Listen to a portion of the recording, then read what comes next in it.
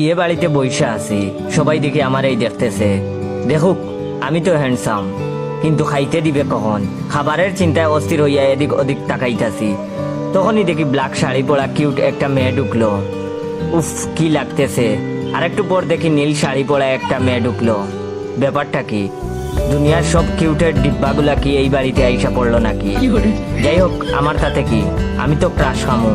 কিছুক্ষণ পর দেখি কয়েকটা মেয়ে একসাথে দাঁড়াইয়া সেলফি তুলতাছে। বাবারে বাবা, একটার চেয়ে একটা চুম্মা লেভেলের কিউটের ডিব্বা।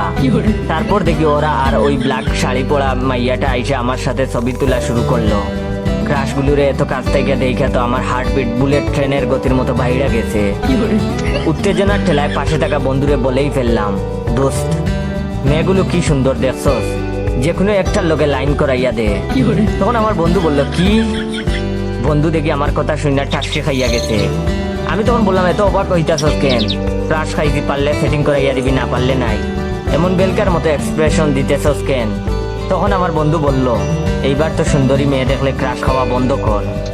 এইটা তোর বিয়া বাড়ি, আর আজকে তোর বিয়া হইনি।